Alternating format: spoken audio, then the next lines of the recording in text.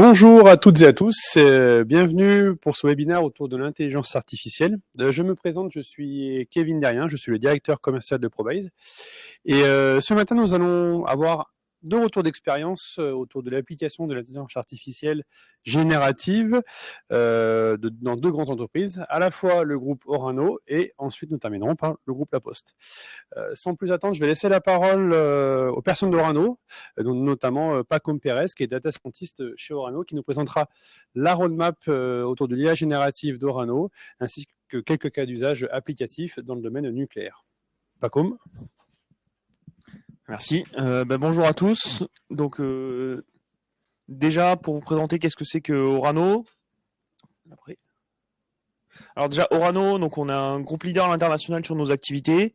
On a principalement des activités de mining, donc on est présent sur tous les pays du globe, 4,2 milliards de chiffre d'affaires, 17 000 collaborateurs à travers le monde. Suivante. Donc nos activités sont réparties sur l'ensemble du cycle du combustible, de la mine jusqu'au recyclage des combustibles usés, en passant par toutes les fonctions support qui vont avec, donc il y a aussi bien le transport que l'ingénierie et aussi l'enrichissement du cycle d'uranium. Donc on a une vue globale sur l'ensemble du cycle.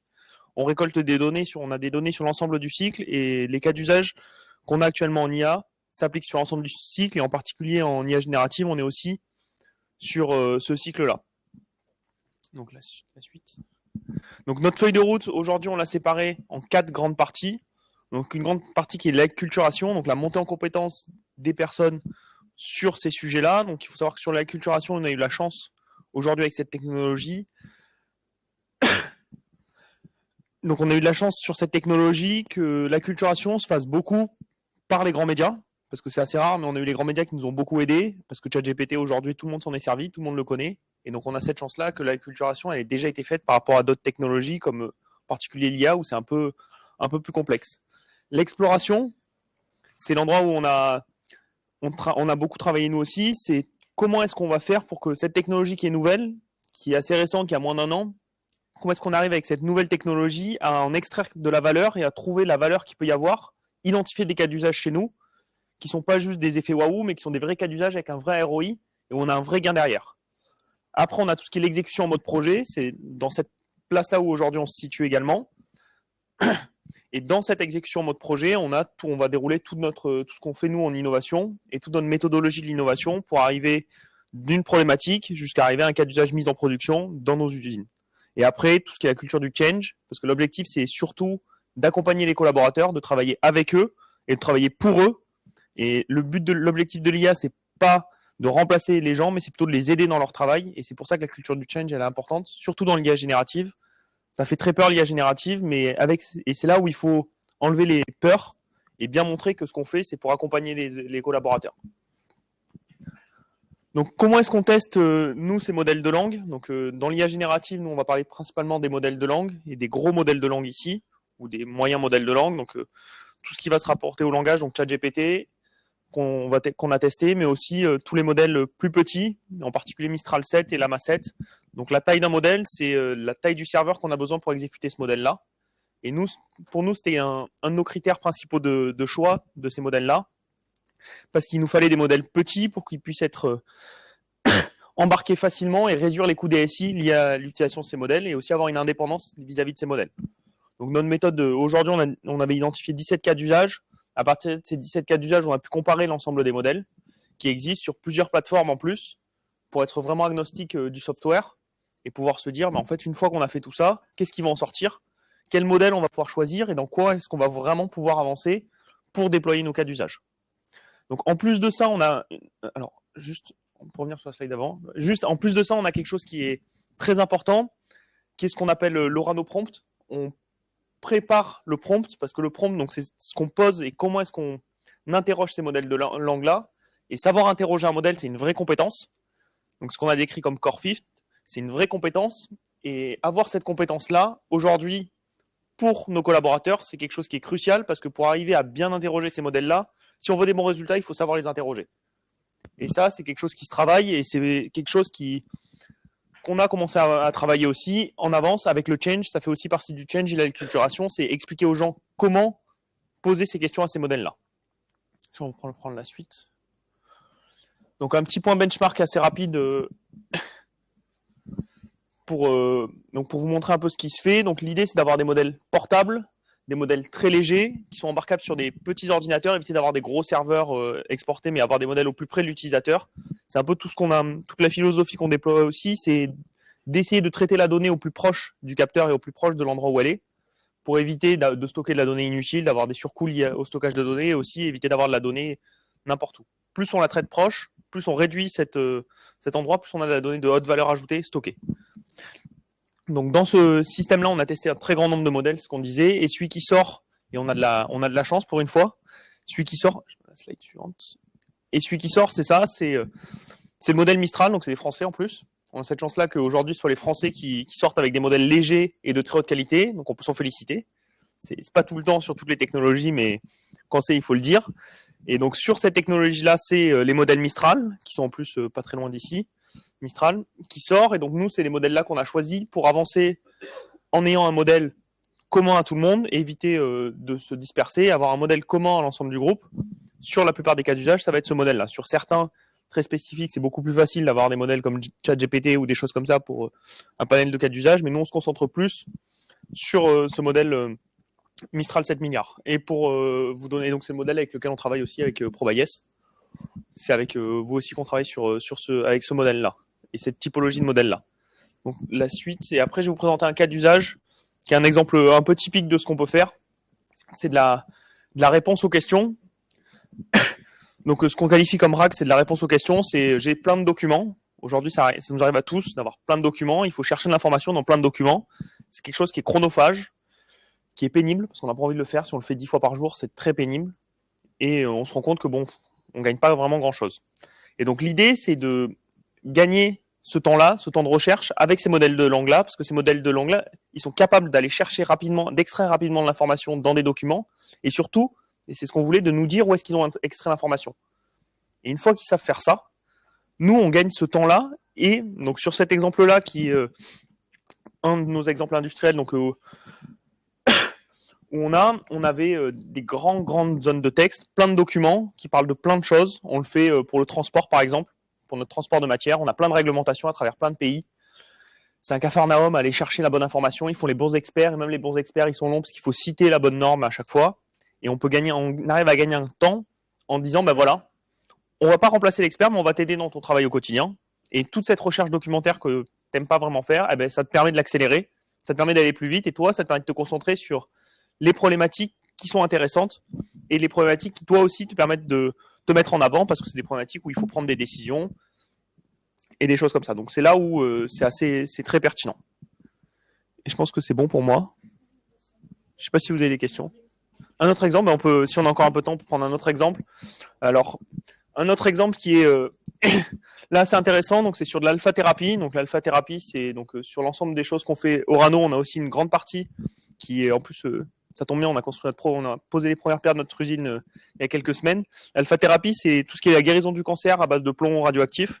Donc c'est du plomb ciblé pour éviter les radiations sur l'ensemble du corps. Donc c'est une des voies pour les guérisons de certains types de cancers qui sont aujourd'hui incurables. Sur ces éléments-là, ce qu'on essaye de faire, c'est qu'on a une bibliothèque scientifique qui est extrêmement large. On a plein de documents de plein de sortes, et retrouver la bonne information dans ces documents, c'est extrêmement long. Et donc, c'est aussi des choses qui ralentissent cette recherche-là et cet effet de recherche. Et comment est-ce qu'on veut accélérer cet effet de recherche et cet effet de R&D ? Ben, l'idée, c'est un peu la même chose que tout à l'heure, c'est synthétiser des grands documents et après aller extraire la bonne information au bon endroit pour que nos ingénieurs R&D puissent, eux, se concentrer sur ce qu'ils savent très bien faire et sur ceux qui sont là où ils sont très bons. C'est comprendre la physique, comprendre les systèmes chimiques et biologiques dans les corps, et c'est là où ils se concentrent. Et donc en ayant cet outil-là qui leur permet de récupérer toutes les informations, ils gagnent un vrai temps, et donc là on est plutôt sur un côté R&D, donc on a la chance aussi que ce soit des ingénieurs qui ont l'habitude de traiter beaucoup de documents, et qui ont aussi cette patte de grande curiosité parce qu'ils sont toujours en R&D. Donc on a aussi un public sur ce côté-là qui facilite le cas d'usage et l'adoption. Mais aujourd'hui, avec un GPT 3.5, là, c'est ce Donc tout à l'heure c'était du Mistral, là c'est du ChatGPT 3.5. On utilise ChatGPT 3.5 parce que c'est des choses qui sont publiques en fait. Toutes ces informations-là sont publiques et tout ce qu'on fait c'est récupérer de l'information publique, concaténer de l'information publique et extraire la bonne information dans l'information publique. Et c'est là où ça peut être aussi intéressant parfois d'utiliser du ChatGPT 3.5, c'est que en quelques heures, on peut arriver à mettre ce type de cas d'usage en production. Si tout se passe bien, si Azure répond bien, si tout va bien, on y arrive en quelques heures. Et ça nous permet d'avoir des cas d'usage publics très facilement et d'extraire cette information-là et d'avoir ce gain de valeur ajoutée très rapide. Je peux en faire encore un ? Ah ben, j'en ai encore un.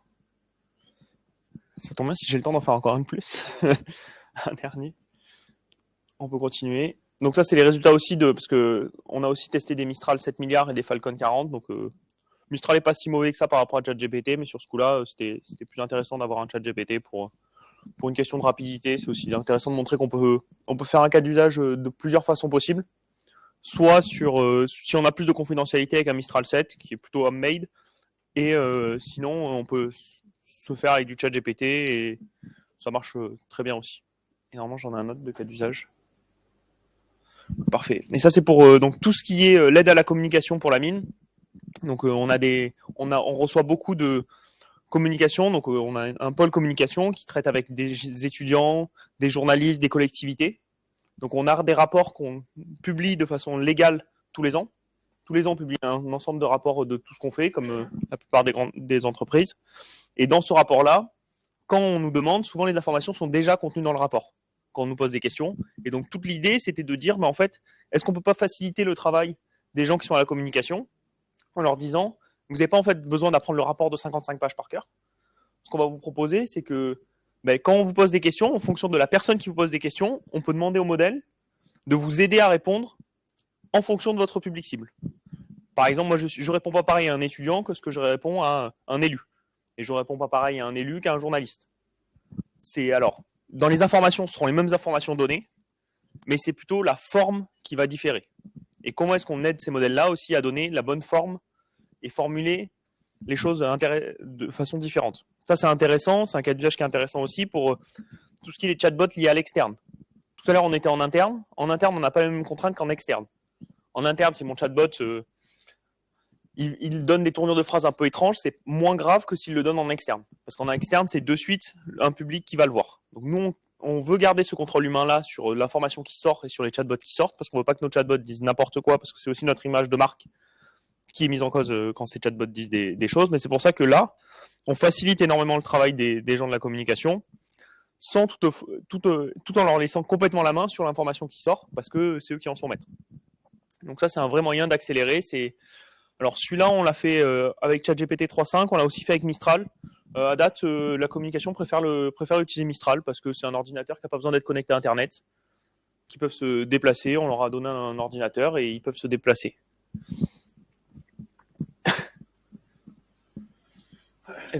Merci. Merci Pacôme. Jean-Arnaud Massé vient d'arriver, le responsable usine 4.0 chez Orano et puis responsable de digitalisation. Donc n'hésitez pas à poser vos questions sur le chat, on répondra tout à l'heure à la fin de l'événement. Tu veux qu'on attend quelques-unes aujourd'hui, maintenant ? Ok, alors je vais prendre la première question de Vincent Barbier. Comment avez-vous réussi à intégrer les bases de données réglementaires pour les transports et comment bien poser la question l'IA ? Est-ce un apprentissage par expérience ? Merci.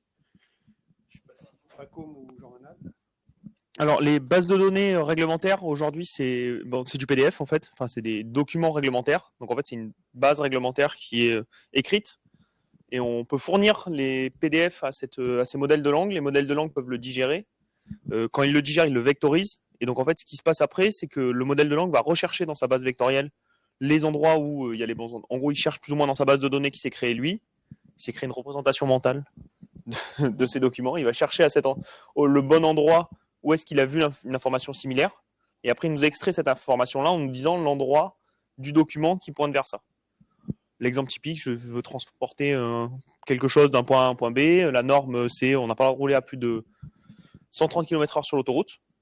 Combien de temps je vais mettre ? On va dire je n'ai pas le droit de rouler à plus de 130 parce que l'article temps du code de la route me dit que je n'ai pas le droit de rouler à plus de 130. Et il va nous ressortir que l'article temps nous dit qu'on n'a pas le droit de rouler à plus de 130.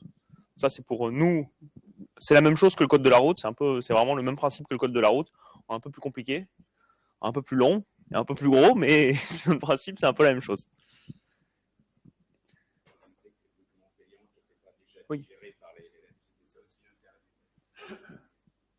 Merci Paco.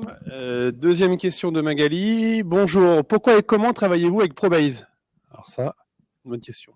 C'était déjà Ronald. En fait, on a commencé, ça fait déjà pas mal d'années. En fait, quand on a lancé la feuille de route au sein d'Orano, enfin, c'était le groupe arrivé à l'époque, on a donné des données à l'aveugle et on a fait un bench. C'est-à-dire qu'on a dit, voilà, on a fait générer des défaillances sur des machines, on a donné une base de données et on a dit, bah voilà, sur le marché, regardez qui est capable de nous sortir de l'information de ce qu'on a donné. Donc, il y avait un modèle de clustering, enfin, il y avait toute une démarche. Et on a commencé, alors pour vous dire, à l'époque, il y avait Watson, IBM, donc jusqu'à des petites sociétés françaises, donc pour ABS. Et ce qui a été remarquable, c'est que les résultats, la qualité des résultats étaient inversement proportionnels au coût des gens qui voulaient travailler. C'est-à-dire que c'est ProABS qui est sorti de très loin par rapport à des gros mastodons. Il y avait aussi une société de Capgemini. Enfin voilà, donc on a fait un bench et on a regardé qui était le plus à même de nous sortir les bonnes informations. Et donc on a commencé la collaboration et depuis on n'a pas arrêté. Voilà. On est très satisfait. Merci Jean-Ronald. Plus de questions sur la partie Orano? Laetitia? C'est bon? Eh ben, on va basculer sur la partie poste. Du coup, je vais laisser la parole à l'équipe ClickRH. Du coup, David Le Goff, qui est chatbot manager au sein de la Poste, et Ronan Loïc, qui est directeur scientifique chez Probase. Bonjour, merci Kevin. Merci.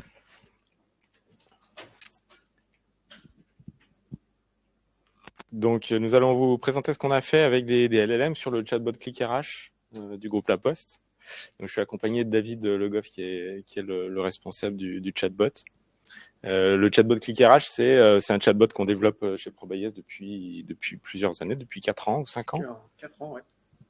Qui est un assistant virtuel qui permet de répondre à toutes les questions RH de tous les membres du groupe La Poste. On parle de 200 000 personnes environ, avec une interface simple pour avoir des réponses à toutes leurs questions de premier niveau. Ça permet d'avoir des informations qui sont opérationnelles, qui sont mises à jour, qui sont fiables, qui sont contrôlées par l'équipe des RH du groupe, et qui sont vulgarisées avec un langage adapté pour s'adresser aux 200 000 postiers qui le consultent. Il y a un accès direct au site avec des liens vers les sites qui permettent de traiter ses congés, tous les formulaires, les documents de référence, etc. Voilà. Et puis, il est exposé sur de nombreux portails à l'intérieur du groupe, sur l'intranet, sur les téléphones portables des agents. Effectivement. Voilà. Donc, vous voyez une illustration de l'interface du chatbot à gauche. Tout à fait. Alors, plus exactement, ClickBot RH, ce que l'on voit, c'est déjà un outil qui est vraiment utilisé. On a 12 000 utilisateurs distincts qui ont vraiment intégré et interagi avec le chatbot. Donc, c'est vraiment un outil qui est vraiment utilisé par les postiers, notamment le facteur, grâce au Facteo, c'est le smartphone qu'ils utilisent lors de leur tournée. Et ça leur permet de répondre à des questions très pratiques, comme par exemple les démarches administratives. On voit que ça représente près de 24%. Et dans une démarche administrative, de manière très pratique, en gros, je veux poser une demande de congé, dans quel formulaire je dois utiliser, à quel moment, voilà, le chatbot est là pour donner une première réponse. Il y a des questions sur les règles RH, comme on a pu le voir, la réglementation sur les transports, là, il y a les règles RH, et on sait combien elles sont nombreuses, on va y revenir, mais également, ça touche aussi le développement professionnel. Donc, on est vraiment là sur les aspects de l'ARH, on est sur l'offre sociale. Donc, des demandes très diverses avec de multiples sujets et vraiment une utilisation qui est importante et qui fait que ça devient une fonctionnalité indispensable. Voilà, Ronan. Alors, je pense que pour donner une petite image de l'ensemble des domaines RH, Quand on voit les domaines RH, donc il y a plus de 235 sujets. Alors là, vous avez exprimé sous forme de bulles. Et globalement, on voit que ça touche une multitude de domaines RH. Alors bien sûr, il n'y a pas forcément tout. Hein. Le Clickbot RH, comme on travaille depuis 4 ans, il a sans cesse grandi. Et on a intégré chaque mois, chaque semaine, on intègre des nouveautés, d'autres domaines RH qui ont vocation à le faire grandir. Alors on peut se demander un peu tout ça, comment ça fonctionne? Alors, le fonctionnement classique d'un chatbot est le suivant. Quand moi, je pose une question, à combien de jours de congé j'ai droit, le chatbot va se poser la question de quel sujet on parle. Donc, 150 ou des 200 sujets, 235 sujets qu'on a sur le chatbot. Il va identifier le sujet qui m'intéresse, en l'occurrence les congés. Et puis, il va m'embrayer sur un arbre de discussion qui est illustré à droite, qui va me poser une, deux, trois questions pour affiner ma question et me donner la réponse la plus précise pour un problème particulier, par exemple les congés parentaux. Voilà. Donc c'est le fonctionnement du chatbot, et donc ça implique en particulier que l'équipe du chatbot édite ce type d'arbre quand elle édite les contenus du chatbot. Exactement. Et les réponses qui sont associées. Alors, forcément, un arbre décisionnel, bon, après, avec la pratique, c'est ça qui est intéressant, on a pu voir quand même qu'il faut maintenir de grands contenus. Vous allez voir, 226 sujets actuellement. Alors, il faut intervenir dans l'arbre de discussion à chaque niveau pour une mise à jour. Alors, imaginez, vous avez une petite réforme de la retraite, ça implique de changer un certain nombre d'éléments de l'arbre. Ensuite, il faut rédiger chacune des réponses en langage naturel pour les nouveaux sujets. Donc là aussi, ça prend du temps. Et ensuite, il faut maintenir à jour la multitude de fichiers et ce lien en coordination avec les experts RH et juridiques qui vont eux-mêmes valider les types de réponses. Parce qu'effectivement, il y a des domaines qui ne sont pas très sensibles, d'autres le sont un peu plus, du fait qu'il y a de multiples interprétations et on retrouve un peu les mêmes problématiques. Quand on fait une communication en externe, il faut quand même maîtriser un peu la communication sur certains sujets. Donc, c'est vrai qu'il y avait des défis à relever. Voilà des pistes.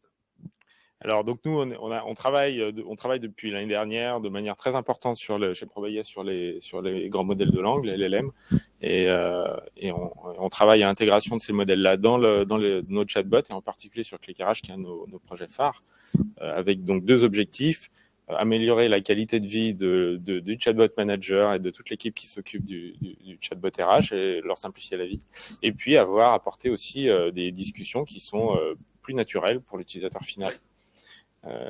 Le concept est simple, hein, si je reprends l'exemple de tout à l'heure, mon chatbot est existant, il traite 230, 250 sujets, je vais le garder, mais je vais commencer à l'augmenter en laissant un LLM répondre à certains des sujets de discussion. Donc par exemple, je vais décider que sur le sujet des notes de frais, c'est ce que je vais vous montrer tout à l'heure, c'est un LLM qui va prendre ce sujet à sa charge et répondre à toutes les questions qui concernent ce sujet-là. Comment est-ce que ça va fonctionner? C'est que David va rédiger un document, 2 documents, 3 documents, mais avec ses outils collaboratifs habituels, un document Word par exemple, qui contient la base de connaissances de tout ce qu'il a envie de dire sur les notes de frais. Voilà. Donc là, c'est plus seulement la réponse que l'on a. On n'a plus à anticiper un peu les réponses, les questions, les réponses. On sort de la fac. On va carrément mettre un document qui va comporter les débats. Et là, c'est vraiment le LLM qui va pouvoir répondre à ça. Et donc, tu as la démonstration en ligne. Voilà, je vais vous montrer ce que ça donne sur le chatbot ClickRH. Donc, on retrouve notre chatbot ClickRH. Alors, je vais vous montrer d'abord ce que ça donne avec nos arbres de discussion actuels. Donc, je vais lui demander, je veux poser des congés et voir où ça m'emmène.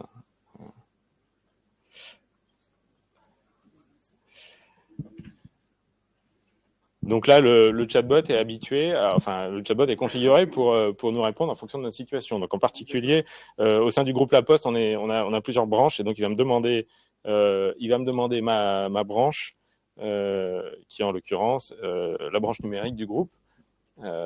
pour pouvoir me donner les informations. Donc, il me donne les informations en particulier spécifiques à ma branche sur où est-ce que je peux poser mes congés. L'outil s'appelle GTM, en l'occurrence, j'ai le lien, j'ai toutes les explications, etc. Et il va m'embrayer en me posant des questions sur d'autres sujets qui pourraient m'intéresser. Donc, par exemple, si je suis intéressé par les congés, j'aimerais bien savoir, par exemple, combien j'ai de jours de congés dans l'année. Là, il me demande si je suis salarié ou fonctionnaire. C'est mes congés annuels qui m'intéressent, moi. Et je me promène là dans les arbres de discussion que je vous ai montré tout à l'heure, les jours de congés. Je vais avoir ma réponse. Voilà, donc là, on a une illustration des contenus qui sont construits, qui sont maintenus par David et son équipe. Voilà. Réponse, 25 jours de congés pour 5 jours par semaine. Voilà. Donc maintenant, qu'est-ce qui se passe si je lui parle de mes notes de frais? Donc une question que moi je me pose souvent en venant à Paris, en tant que provincial, c'est qu'est-ce que je fais de mes tickets de métro? Alors un ticket de métro, tant qu'il y en a encore. Est-ce que je dois garder mes tickets de métro pour ma note de frais?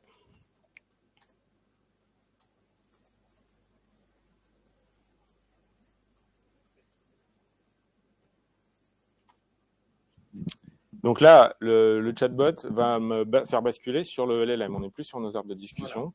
Voilà. Et donc là, il s'appuie sur le document qui est rédigé par l'équipe RH qui traite de ces sujets-là. Il va me rédiger une réponse sur cette base-là, donc qui peut être mise à jour très facilement. Il suffit d'éditer le document Word qui est derrière. Ça peut être fait tout seul ou en équipe. Et je vais avoir ma réponse si voilà, je dois faire des scans de mes tickets. Etc. Et puis, je dois bien conserver toutes les preuves d'achat. Je peux lui poser d'autres questions sur les notes de frais, par exemple, demander quoi faire si ma note de frais a été rejetée.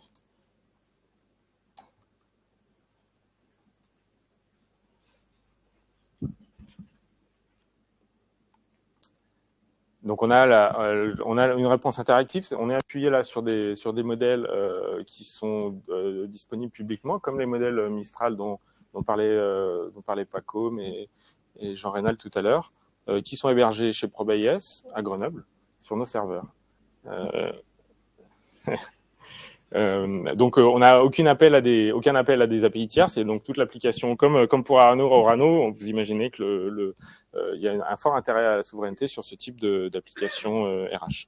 Donc là, en particulier, j'ai la réponse à ma question, ma note de frais a été rejetée, on m'explique que je peux la reprendre en mode brouillon sur l'outil de gestion des notes de frais. Voilà. Donc pour conclure sur ce cas d'usage, là on fournit avec ces LLM une façon plus simple d'éditer les contenus pour l'équipe du chatbot. On fournit une façon incrémentale d'améliorer le chatbot existant. On a un chatbot qui est très grand et on ne veut pas repartir à zéro. Et les arbres ont du bon aussi. Hein. Ils ont parfois la capacité, ils permettent d'organiser des discussions de manière structurée. Et on a ce chatbot hybride qui permet de faire les choses de manière complémentaire, et on peut imaginer faire migrer progressivement ce chatbot. On peut aussi imaginer construire des chatbots à partir de zéro, entièrement basés sur les LLM. Voilà, donc pour élargir un tout petit peu, c'est sans doute notre chatbot phare, le chatbot ClickRH. On a aussi un très grand chatbot, deux grands chatbots sur la Poste.fr par exemple, qui profiteront de ces avancées en 2024. Voilà.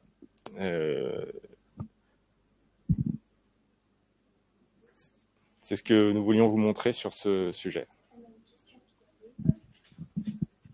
Alors, Magali nous demande, est-ce que nous travaillons sur d'autres chatbots et avez-vous prévu d'intégrer de l'IA générative sur tous vos chatbots? Donc oui, si j'ai mentionné les chatbots de la Poste.fr, on a aussi un très grand chatbot très fréquenté pour Digipost, par exemple. On a d'autres chatbots en interne au groupe. On a un chatbot, par exemple, pour les douanes françaises, etc.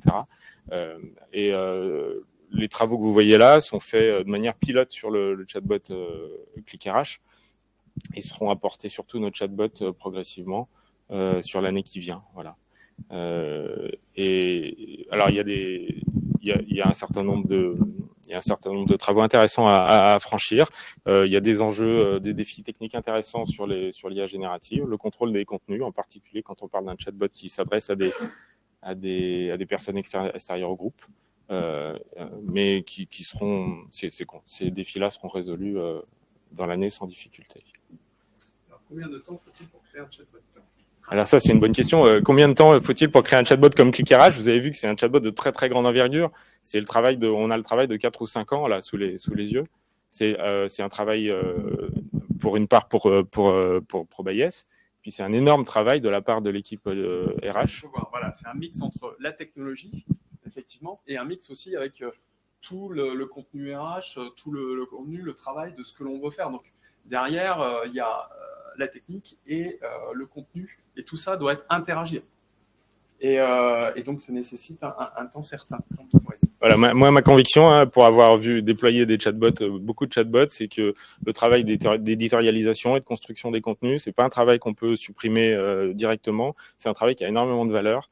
Il faut savoir ce qu'on a envie de dire, comment on a envie de le dire, de pouvoir mettre les informations à jour.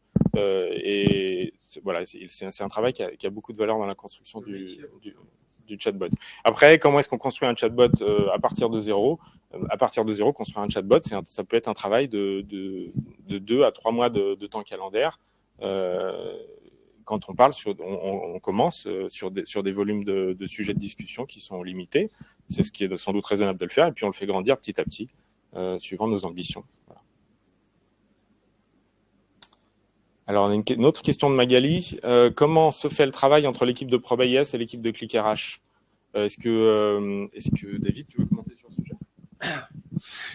Donc, en fait, il y a, comme le produit ne cesse d'évoluer, en fait, les besoins, on les perçoit au fur et à mesure. Et donc, en fait, il y a, on travaille en méthode agile et en fait, on est en lien, c'est-à-dire qu'il y a des besoins qui apparaissent sur le back-office, c'est-à-dire sur moi en tant que responsable Clickbot RH, il y a des besoins parce que il y a des demandes des utilisateurs. À partir des demandes des utilisateurs, de la satisfaction des utilisateurs, je vois que il me faut la main sur le back-office pour pouvoir répondre à ces attentes, pour que les arbres décisionnels soient plus pertinents, plus développés, plus déployés, plus compréhensibles. On a récemment travaillé sur un carrousel, donc une meilleure communication de l'outil. Et là, forcément, j'ai des attentes. Je fais celle des utilisateurs avant tout. Et là, la mise en forme, tout le travail avec l'équipe ProBayes, c'est de développer l'outil correspondant à ces attentes. Alors, je ne sais pas si j'ai bien répondu, mais voilà en tout cas ce que l'on fait avec. Oui, pour compléter, un des aspects intéressants apportés par LLM sur l'évolution des chatbots et comment on les fait grandir, c'est la façon dont on peut faire aussi de l'analyse sémantique, du sens de toutes les phrases toutes les questions qui sont posées par les utilisateurs finaux, en particulier les phrases qui n'ont pas été comprises ou pas traitées par le chatbot. Comment est-ce qu'on fait grandir un chatbot sur cette base ? Alors, il y a de temps en temps, il y a des sujets, on réalise qu'il aurait dû s'en occuper et il n'a pas compris. Et puis, des fois, il y a des sujets supplémentaires qu'on découvre et on se dit, ce serait bien de les ajouter dans ma base de connaissances. Ça, c'est des travaux qui étaient possibles sur la base des technos existantes et qui deviennent il devient possible d'aller plus loin avec l'LLM en termes d'analyse sémantique. Voilà, c'est pour l'avoir fait sur certains de nos grands chatbots, ça fait progresser de manière très importante la qualité de la discussion dans le but, c'est qu'en fin de compte, une réponse pour un utilisateur soit plus simple et plus à la portée que la demande d'un expert RH qui lui voudra une réponse beaucoup plus précise avec le lien qui va bien.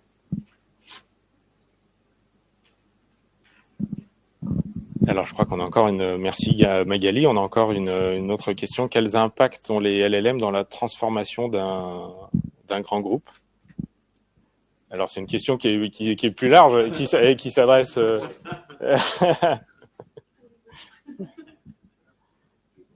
Est-ce que Jean Reynald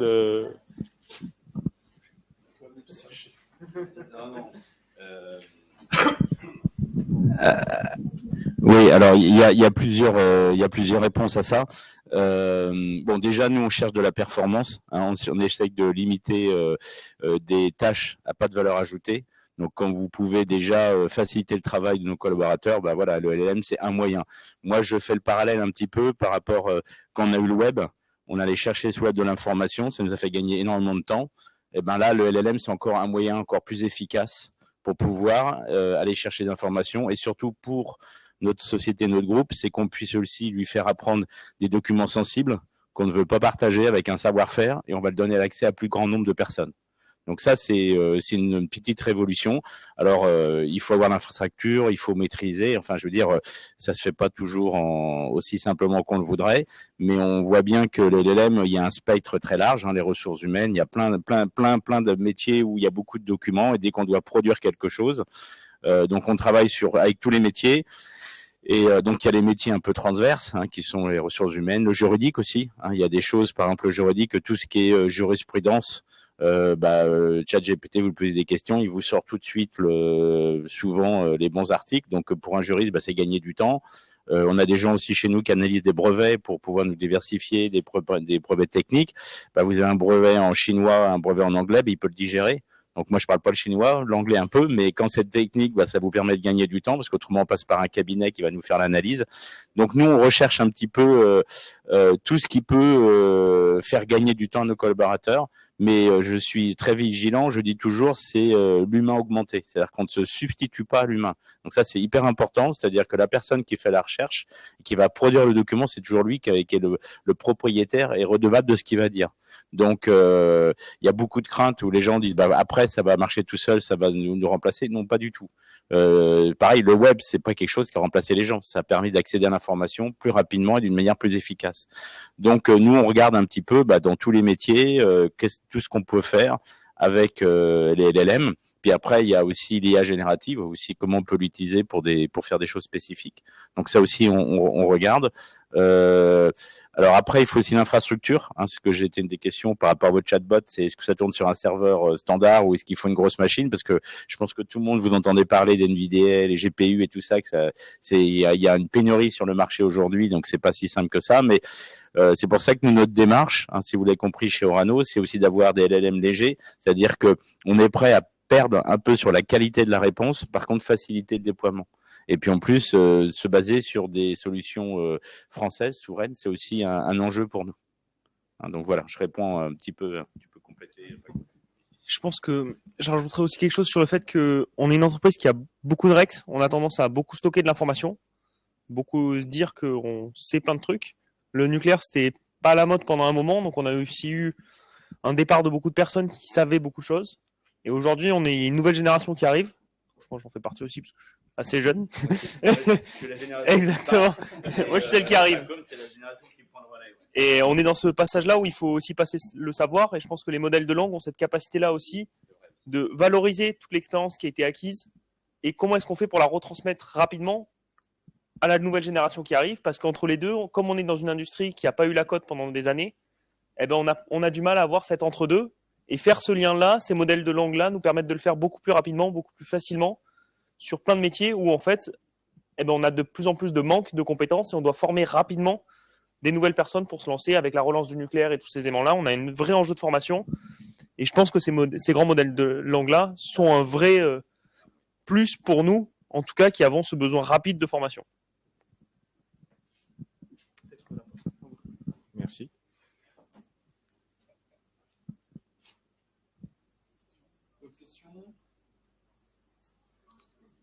Alors, Magali nous demande, la souveraineté est-il un point important pour un grand groupe? Avez-vous la réticence de la part de certains collaborateurs? On a un peu, il me semble un peu. Enfin, je pense que vous avez tous entendu parler du Cloud Act. Hein, par exemple, la plus grande, une illustration malheureuse en France, c'est Alstom. Hein, qui a mis des données et après il y a la loi américaine qui dit qu'à ce moment-là si vous mettez vos données on peut les transmettre s'il y a un problème. Donc nous la souveraineté sur le nucléaire c'est quelque chose de très important. Donc on essaye toujours de privilégier des solutions françaises ou européennes et avec des lois qui soient adaptées. Et donc oui, c'est pour nous c'est un vrai sujet et on essaye à chaque fois de l'adresser du mieux possible avec aussi alors faut qu'on ait aussi, qu'on soit à la hauteur des enjeux, quoi. C'est-à-dire que là, si on n'a pas des choses pertinentes, bah, on les prend pas. Par contre, là, par exemple, sur les LLM, on a une société française qui a vraiment quelque chose de très, très performant. Bah, bien sûr, on va les accompagner. Et d'ailleurs, nous, on se rapproche d'eux pour pouvoir essayer de, comme on fait un peu avec ProABS, hein, c'est-à-dire que nous, on est un groupe français. Ce qu'on veut, c'est co-construire avec nos partenaires. C'est-à-dire que nous, on veut accompagner tout notre écosystème alors de start-up. Vous n'êtes plus une start-up, mais quand on a démarré ensemble, vous étiez une start-up, et je dirais, c'est l'intérêt sur la durée de partager les feuilles de route et de grandir ensemble, quoi. Et on a tout intérêt des groupes français à s'aider, à faire ça, quoi. Merci.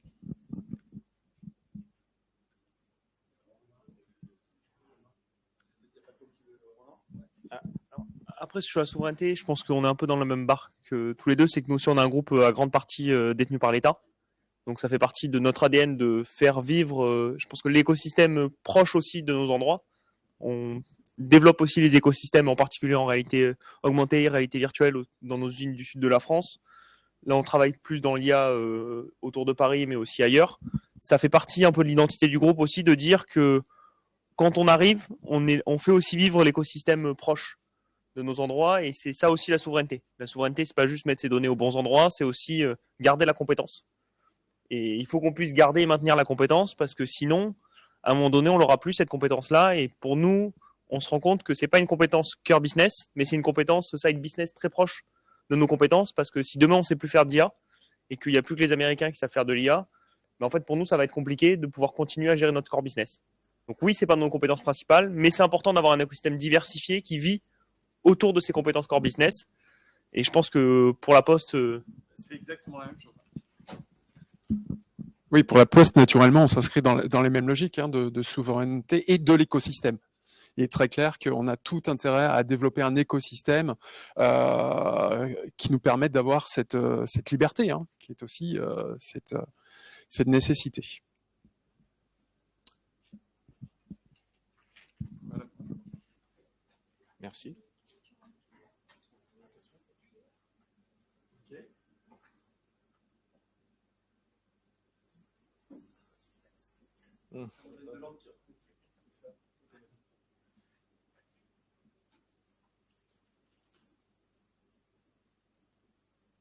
Alors, oui, on nous demande quel impact le chatbot a eu sur le service RH.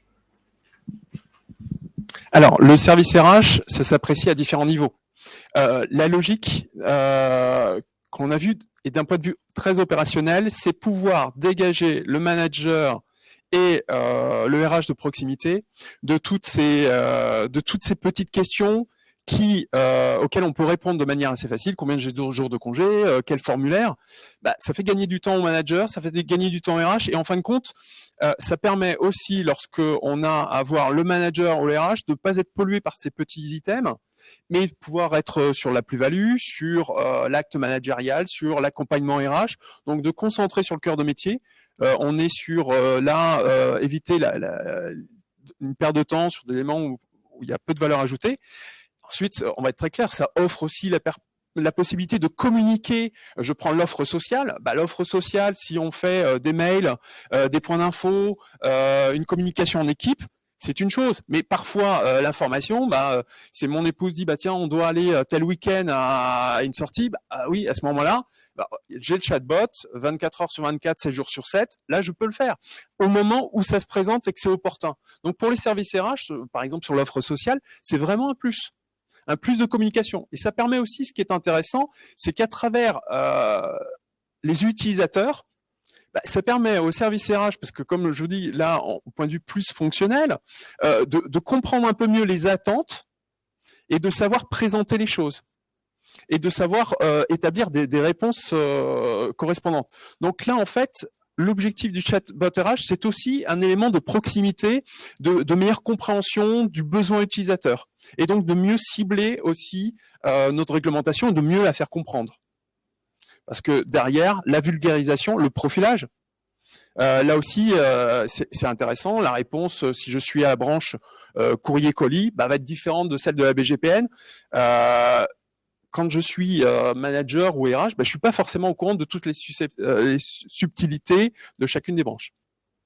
Donc, je dirais que c'est vraiment là ce qu'on a vraiment souhaité pour les services RH et également aussi, je dirais surtout pour les managers et les facteurs. Alors, on a une question plus technique. Oui. De la part de Romain. Le chatbot est-il capable de séquencer les branches pour poser la question? Sur quelle branche êtes-vous? Tout seul, en parcourant le texte fourni, ou faut-il ajouter du paramétrage, en particulier pour créer les arbres vus précédemment? Donc, effectivement, quand on paramètre le chatbot, les conversations sous forme d'arbre, il faut aller paramétrer le fait qu'on a besoin de la branche et comment est-ce qu'on pose la question de la branche, etc. Donc, on doit aller programmer cette mécanique. Alors, ce qui est intéressant, c'est qu'il y a les moyens de faire ça, le même genre de choses avec nos LLM. On peut arriver à mettre en place les mêmes mécanismes de sorte que le grand modèle de langue sache aller rechercher les informations quand il les a pas.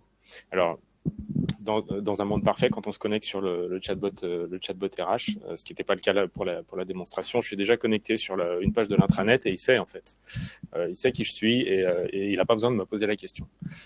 Mais dans les cas où il y a besoin de poser la question, le LLM est capable de dire, pour vous répondre, j'ai besoin que vous me disiez si vous êtes salarié, fonctionnaire, dans quelle branche vous êtes. Je vais lui répondre et il va pouvoir me relancer la réponse la plus spécifique. Voilà. Donc ça, c'est des choses qui sont tout à fait possibles demain avec ce système-là aussi. Bonjour à toutes et à tous, bienvenue dans ce webinaire. Je suis Pierre-Étienne Bardin, le Chief Data Officer du groupe La Poste, en charge de la transformation Data IA du groupe. Et donc c'est à ce titre que pendant quelques minutes, je vais vous présenter et vous parler de la manière dont le groupe La Poste appréhende l'IA générative. Donc on appréhende l'IA depuis maintenant près de 10 ans. L'IA générative, c'est plus nouveau. Et on a structuré la manière dont on traite ce sujet sous différents axes. Le premier, c'est on s'est intéressé à ChatGPT et on s'est dit en quoi ça pouvait nous être utile. On a opté pour une option sécurisée dans un environnement Azure qui donne accès à peu près quelques centaines d'utilisateurs à un environnement ChatGPT dans lequel on peut utiliser des données non sensibles de la Poste pour s'entraîner et comprendre comment utiliser ce genre de technologie. On a lancé également des tests autour des outils de Microsoft comme Copilot ou Copilot GitHub X pour les développeurs ou pour les personnes qui utilisent des environnements bureautiques, pour comprendre en quoi, encore sous forme d'expérimentation, ces solutions peuvent nous être utiles dans notre quotidien. Et de manière plus impactante, c'est le programme qu'on a appelé La Poste GPT. On utilise et on met en œuvre des technologies LLM sur nos grosses bases de connaissances. Donc là, on utilise plutôt des solutions de confiance, souveraines, open source si possible, pour pouvoir connecter ces LLM à nos bases de connaissances et répondre aux questions que peuvent se poser les utilisateurs, que ce soit les postières et les postiers dans leurs questions RH, les équipes achats, les équipes commerciales, les équipes de relations clients, qui ont à manipuler d'énormes quantités de données. Et l'objectif et l'enjeu, c'est de faciliter leur quotidien en les dotant de ces nouvelles technologies LLM. Voilà la manière dont on structure cette approche d'IA générative et des LLM. On travaille également avec les équipes de communication sur les solutions de création d'images et de manipulation d'images, parce que ça, c'est important dans la création de nos visuels. Donc, on a aussi une approche un peu moins impactante sur l'utilisation des outils multimodaux qui vont nous permettre de créer du contenu visuel. Voilà la manière dont on appréhende ces technologies. Elles sont récentes. On doit être assez adaptatif dans la manière et modulaire dans la manière dont on appréhende ces solutions parce que elles innovent et elles évoluent très très vite. Et nous, toute la question, c'est de savoir comment et quoi utiliser les meilleures technologies quand elles sont disponibles. Voilà. Merci à vous et merci pour ce webinaire.